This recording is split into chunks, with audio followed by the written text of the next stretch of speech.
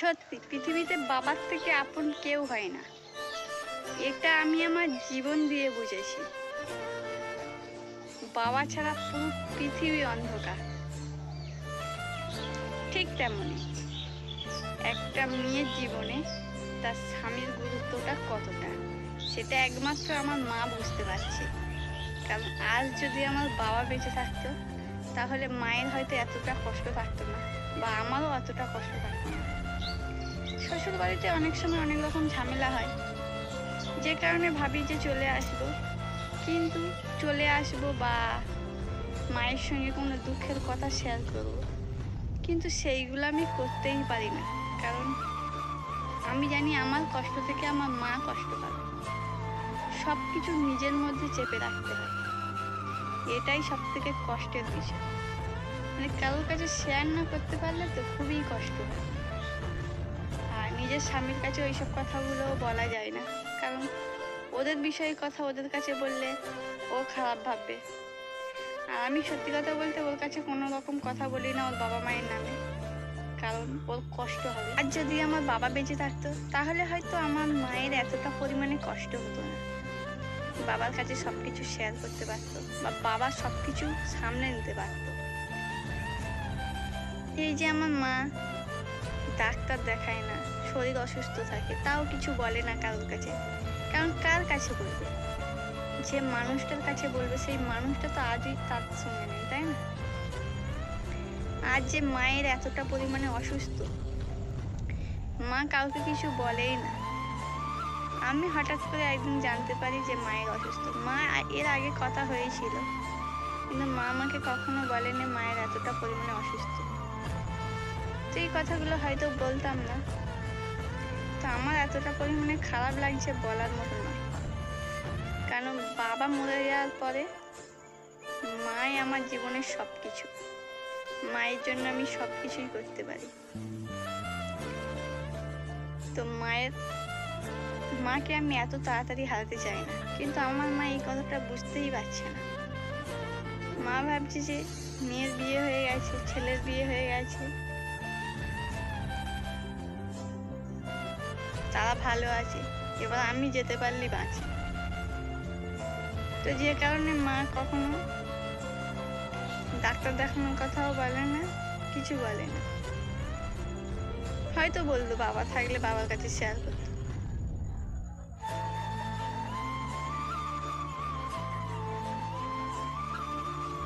তো যাই হোক,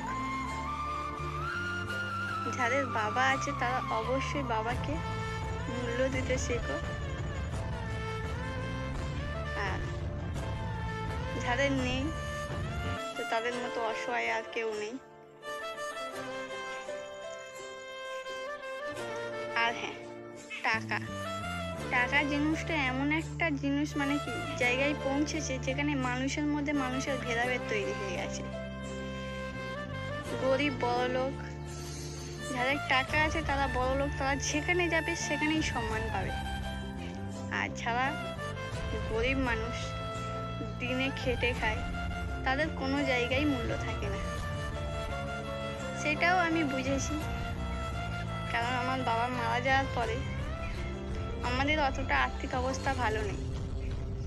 দাদা তখন খুবই হালকা বয়স ছিল, দাদা চিকনের কাজ করে আমার পড়াশোনা বলো, সংসার খরচা বলো, সব কিছু দাদাই করতো। তখন দাদার বিয়ে হয়নি, মা কিছুই করতো না। তো সব জায়গায় যেন একটা দুচ্ছাই ব্যাপার থাকতো। এইসব কথাগুলো মনে পড়লে খুবই কষ্ট হয়। আর গরিব মানুষের পৃথিবীতে মানে কি একটা জঞ্জাল মনে করা হয়, যে ওরা যত না থাকবে ততই পৃথিবীর মঙ্গল, এরকম একটা ব্যাপার। আজ আমি দেখে শুনে বিয়ে করেছি, তো তাদেরও আর্থিক অবস্থা খুব একটা ভালো নয়। তো যে কারণে আগে আমি এতটা পরিমাণে কষ্ট ছিলাম, তখন কেউ দেখতে পায়নি। কিন্তু এখন শ্বশুর বাড়িতে গিয়েছি, এরা ভাবছে যে হয়তো আরো বড় লোক হলে ভালো হতো। তো সেই জন্য এখানেও যেন কেমন একটা দুচ্ছাই ব্যাপার। তবে আমার বাপের বাড়ির লোকেরা নয়, আশেপাশের মানুষজন গরিব বলে যেন কেমন তাচ্ছিল্য একটা ব্যাপার মনে হয়। আমার ফ্যামিলি হয়তো আমার দাদারা গরিব ঠিক কথা, বাবা তাড়াতাড়ি মারা গেছে, তবে আমার কাকা জ্যাঠারা সবাই অনেকটা পরিমাণে বড় লোক, যে কারণে তাদের সামনে দাঁড়াতে এখন লজ্জা হয়। তারা দেখে দিলে, বড় লোক দেখে দিলে তাদের স্ট্যান্ডার্ডের সঙ্গে মিলত। তো একটা জিনিস হয়তো এরা বোঝে না যে মানুষের টাকা থাকলে সব কিছু হয় না, যেটা আমি বুঝি। মানে সব সময়ের জন্য একটা জিনিস বুঝি যে টাকা জিনিসটা ঠিক আমি পছন্দ করি না, মানুষটাকে পছন্দ করি আদেও সে কেমন। কারণ টাকা থাকলে একটা মানুষ ভালো হয় না, হয়তো সেই জন্যই আমার ভাগ্যে এতটা পরিমাণে কষ্ট। এই কষ্ট নিয়েই আমি থাকতে চাই। ছোটোর থেকে অনেক স্ট্রাগল করেছি, অনেকটা পরিমাণে।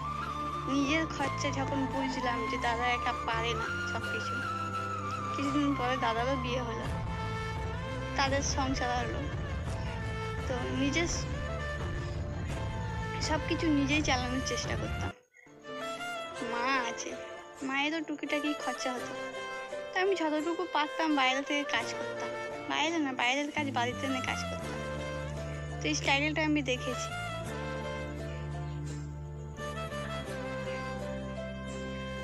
বাবা না থাকলে যে এতটা পরিমাণে একটা মেয়ের কষ্ট করতে হয় মানে জানা ছিল না। আমি আমার বাবার কাছে ছিলাম পুরো রাজকন্যা মতো যতদিন আমার বাবা বেঁচে ছিল।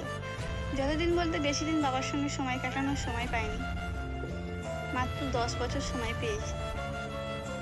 জ্ঞান হতে হতেই বাবা মারা গেছে। তো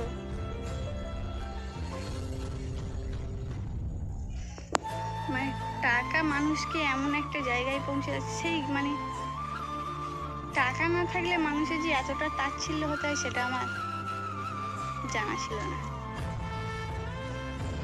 তো মাকেও সেই জন্য করে কিছু বলতে পারি না।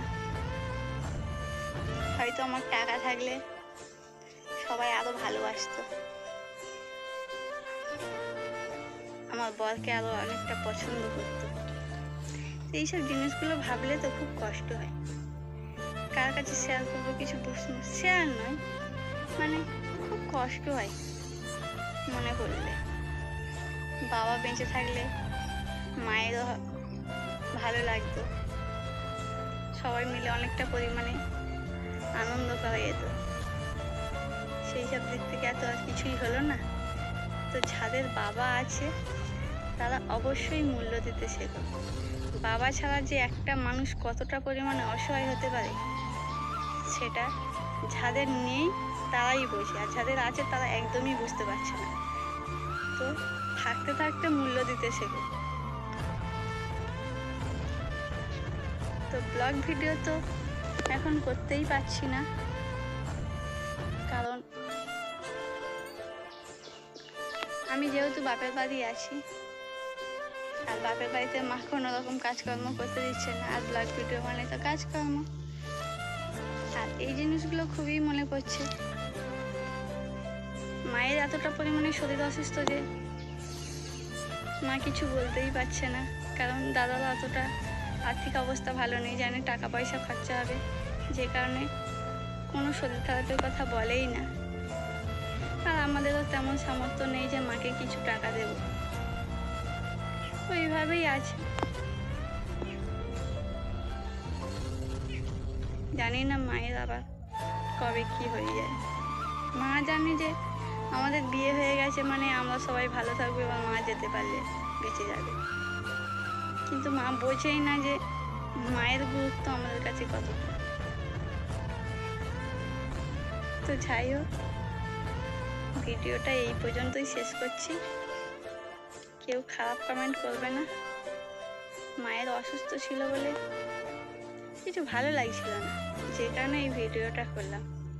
তো সবাই ভালো থেকো, সুস্থ থেকো। যাদের মা বাবা আছে অবশ্যই যত্ন নিও, থাকতে থাকতে যত্ন নিও। চলে যাওয়ার পরে আর কিছু করে লাভ নেই, বা মারা যাওয়ার পরে 500 জন 1000 জন খাইয়ে কোনো লাভ নেই। মা বাবা থাকতে যত্ন নিতে শেখো, কারণ মা বাবা ছাড়া পুরো পৃথিবী অন্ধকার।